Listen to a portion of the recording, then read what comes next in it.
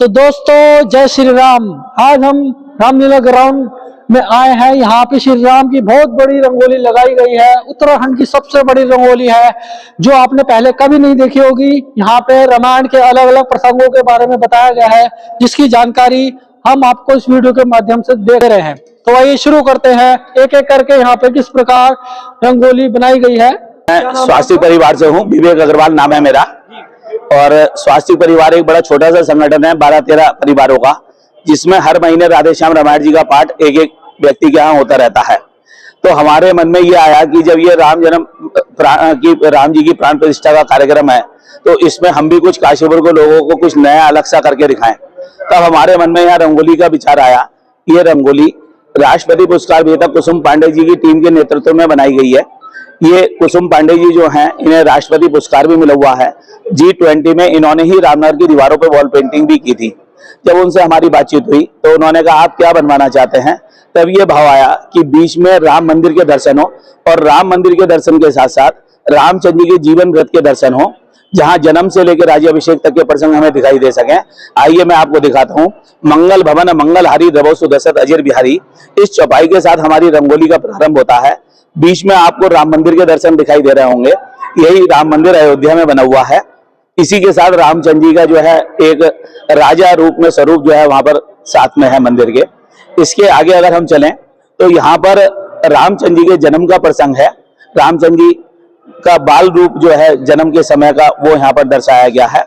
इसके बाद जैसे रामचंद्र जी थोड़े बड़े होते हैं और शिक्षा लेने के लिए गुरुकुल में जाते हैं, तो गुरुकुल में शिक्षा लेते हुए जो है दूसरी रंगोली जो अब आ रही है आपके सामने, उसमें शिक्षा लेते हुए गुरुकुल का प्रसंग है। इसमें रामचंद्र जी जो है गुरु से अपनी शिक्षा ग्रहण कर रहे हैं। इस प्रसंग के बाद रामचंद्र जी का विवाह उत्सव का कार्यक्रम दिखाया गया है, जिसमें रामचंद्र जी जो है और सीता जी जो है एक दूसरे को जयमाला पहना रहे हैं। इस प्रसंग में जो है रामचंद्र जी का विवाह का प्रसंग आया। इस प्रसंग के आगे अगर हम आपको लेके चलेंगे तो केवट जी का प्रसंग है, वो आपको अभी दिखाते हैं। इस प्रसंग में केवट जी जो है रामचंद्र जी के पांव पखार रहे हैं और नाव केवट जी की साइड में खड़ी है। तो जो जग को तारता है उसको केवट, जो जग को पार लगाता है उसको केवट जी ने पार लगाया है नाव के, और केवट जी रामचंद्र जी के पांव पखार रहे हैं। यहाँ पर ये भरत मिलाप का दृश्य दिखाया गया है।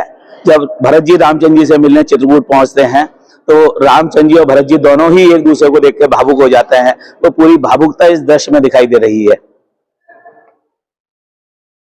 इसके साथ साथ रावण जो है वो ब्राह्मण वेश में सीता जी का हरण करने के लिए पहुंचता है। तो जहां पंचवटी, जहां पर जो है सीता जी रह रही थी, वहां रावण उनसे भीख मांग रहा है और सीता जी उसे भीख देने के लिए जा रही हैं। अगर ये प्रसंग ना होता तो आगे का रामकाज ही ना हो पाता।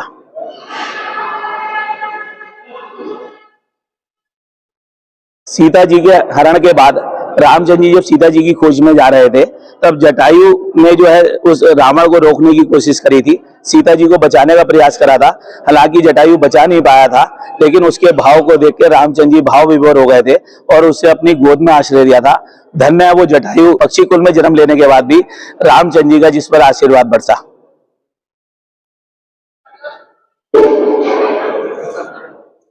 इसमें अशोक वाटिका का प्रसंग है, जहां सीता जी अशोक वाटिका में अशोक वृक्ष के नीचे बैठी हुई हैं और हनुमान जी उनसे मिल रहे हैं और अपनी मुद्री जो है उन्हें दे रहे हैं। हनुमान जी सीता जी के मिलने का ये प्रसंग है। इस प्रसंग में लंका का प्रसंग है। इसमें 3 चीजें दिखाई दे रही हैं। एक दिखाई दे रही है कि हनुमान जी की चोटी पर आग लगी हुई है, दूसरी लंका जल रही है, और तीसरा ये दिखाई दे रहा है कि हनुमान जी एक शिखर से दूसरे शिखर पर कूद रहे हैं।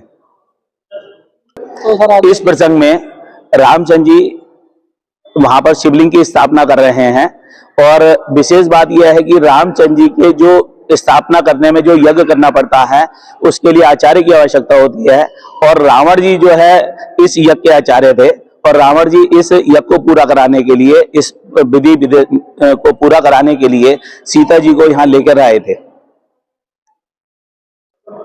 इसके साथ ये सेतु बंधन का दृश्य है। इसमें सबको ये दिखाई दे रहा होगा कि रामचंद्र जी की गोद में गिलहरी है। गिलहरी का कलर जो है वो काला है, जबकि गिलहरी हरी भूरी से रंग की होती है। तो यहाँ काला रंग इसलिए दिखाई दे रहा है आपको रंगोली के मध्य में रामचंद्र जी की गोदी में, क्योंकि गिलहरी ने उस समय सेतु बंधन के समय में समुद्र की रेत अपने शरीर पर लपेट कर और वहां छोड़ने के लिए जाती थी। तब रामचंद्र जी ने उससे कहा था कि तुम क्या कर सकती हो, तुम तो बहुत छोटी सी हो। तो गिलहरी ने कहा मैं कुछ कर पाऊं ना कर पाऊं, लेकिन मेरे जीवन भर मुझे ये एहसास रहे कि मैंने भी राम काज में सेतु बंधन के लिए कुछ किया था। तब रामचंद्र जी ने उसे भाव से अपनी गोदी में ले लिया था और दुलार रहे थे। अब ये जो दृश्य आपके सामने उपस्थित है, इसमें लक्ष्मण जी जो है मेघनाथ के बाण से मूर्छित हो गए थे और रामचंद्र जी उन्हें गोद में रख के विलाप कर रहे हैं। उधर हनुमान जी संजीवनी बूटी लेने गए थे, हनुमान जी संजीवनी बूटी लेकर आ रहे हैं। इसी से जो है लक्ष्मण जी के प्राण बचे थे। इससे आगे के दृश्य में राम द्वारा रावण का वध चल रहा है और पूरी रंगोली में रावण के 10 मुख के माध्यम से दिखाया गया कि 10 कुरीतियों को रामचंद्र जी ने खत्म करा। इसके साथ ये राज्याभिषेक जी का प्रसंग है, पूरा राम दरबार लगा हुआ है। आइए जोर से बोले जय श्री राम।